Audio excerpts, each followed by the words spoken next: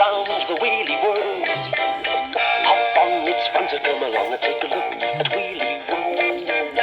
You'll be surprised how good it feels to zoom around all the young wheels so merrily. Oh, baby, you don't need a ticket, but we'll take you on for free. And if you see the witch Vanilla, don't be worried, for there's no cause for alarm. Cause we've got Jolton, who's the dragon, he will keep you free from harm. It's fun at any time of year, so put your wheel in second gear and then hold tight. All right, we'll show you all the sights of Wheelie World.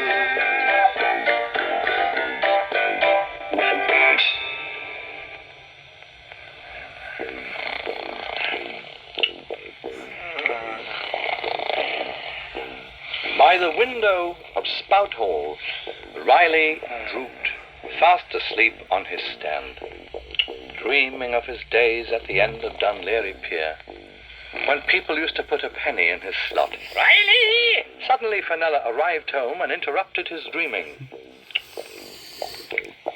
Riley, you white-eyeglass star yourself! Riley wasn't at all pleased. Oh, heavens, woman, isn't a fella to have any peace at all? Don't you give me your cheek, screeched the evil old kettle witch. Just get on with the job. Well, how would you like it? Moaned the telescope. Same old view, day after day, and it's tea time. But muttering and grumbling, he straightened himself out and fixed his eye on Wheelie World far below. Do look at them! What are they up to now, I'd like to know? What they were up to was hard to say. They might have been collecting lifebelts for a swim.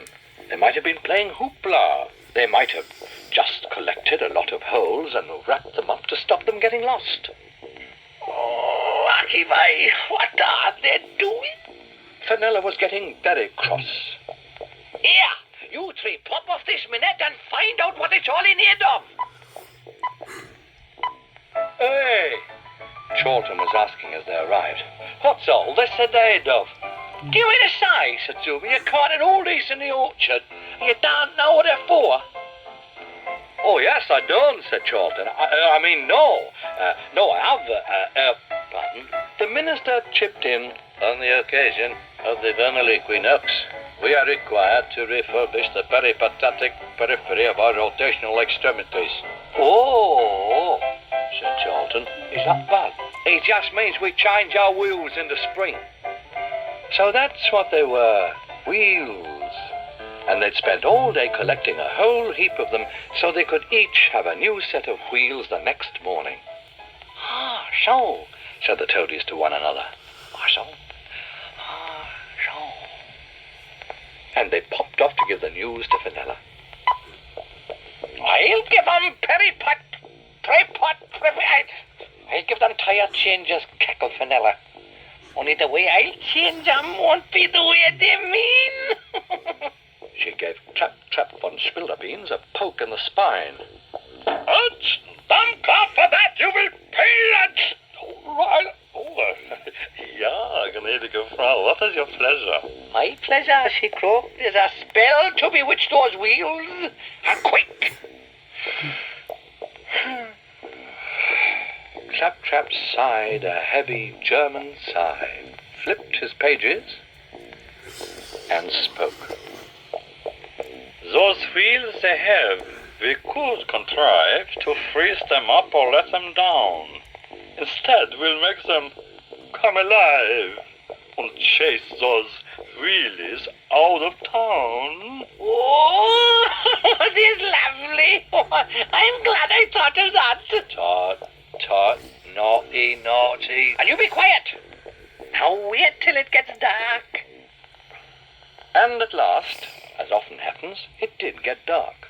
Wheelie World was silent, except for the odd snore from Queen Doris, who had trouble with her sinuses. And Fenella made no sound as she popped up in the middle of the village.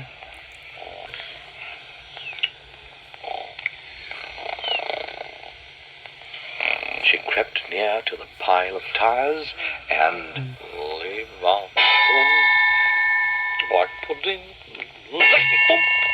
It was only Chorlton, talking in his sleep, and as soon as he'd settled down again, she got on with her evil job. Rubber wheels with fancy trim, while those wheelies are in bed. Nasty habits you will spout, and in the morning, chase them out. Then, with a silent chuckle, oh, nearly silent anyway, she popped off back to Spout Hall. And she was up early the next morning, still cackling and waiting for the fun as she peered down on Wheelie World. Right, the minister was saying. Just form an orderly queue, and the wheels will be allocated according. Needless to say, nobody took the slightest notice. Zuma hunted for a set of racing wheels. Jenny hunted for a powder blue pair with flowers on. King Otto wanted some that only moved slowly. And Queen Doris rather hoped for a pink set with sequins. But before anyone could find what they wanted, the wheels went mad.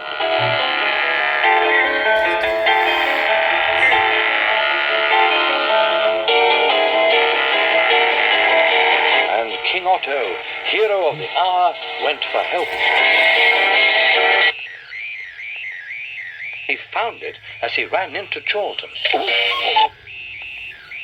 Hey, up, your majesty. Oh, Chorlton, panted the king. Thank goodness. He explained that the wheels were out of control. And Chorlton hurried along to see. And as soon as he arrived, everything changed. The wheels seemed to catch his happiness, just as if they were catching a cold. Instead of chasing wheelies, they started gamboling about like family pets, chasing one another or rubbing against the wheelies. I think that I'll enter mine in the annual tire show. I wouldn't like to wear him out. He's too Gorgeous, said Queen Doris. Come on then. Shouted Zuma. I'll race you round the village. Steady, lad, said the minister, taking his wheel for a walk. Robert is a bit nervous. Suddenly, everyone was nervous because Fenella appeared, quivering with rage. You stupid wheel, she screeched. And they all turned towards her. I'll sort you out. She raised her hands and twiddled her horrible fingers at them. Wheels black and pink and blue. Remember what you have to do. Along a never-ending trail, hunt o'er hill and over dale. As she spoke, the tires rocked and shifted. Then, all at once, they were off. Hey, no, not me, you fools, the wheel is. But no matter how much she screamed and shouted, the wheels tore after her. She bobbed as fast as she could. But even then, she got a biff every now and then. So, at last, she did the only thing she could and ran for Spout Hall. Hey, missus, how do you do that? I know how she does it, said Zuma. Oh, greatly. Chorlton was delighted. Ow. Very badly. Oh, she doesn't do it all that badly. She's quite, Oh, I see. Very funny. Having escaped to the safety of her kettle, Fenella had only one thing to say. She was furious, crosser than she'd ever been in the last 350 years. She gave Riley a swipe that sent him spinning, kicked the nearest toady sideways, and gave Claptrap an almighty swipe. Idiots! She yelled. Stupid mind-clock idiots! Can't you ever get anything right? Sure. And I thought you said it was your idea, said the telescope. Who said that? Fenella gnashed her teeth. Ah, 'twas that toady, said Riley. The Irish one. Oh, you, wept Fenella. Back in the village, Zuma was still wiping his eyes from his last joke. Still, he said, one thing certain. Go on, lad, go on, said the minister. She'll certainly be tired out. Do you get it? Tired out. And that joke was so bad that even Charlton had to laugh. In fact, he only just had enough breath left to shout, "Bye-bye, little old lady!"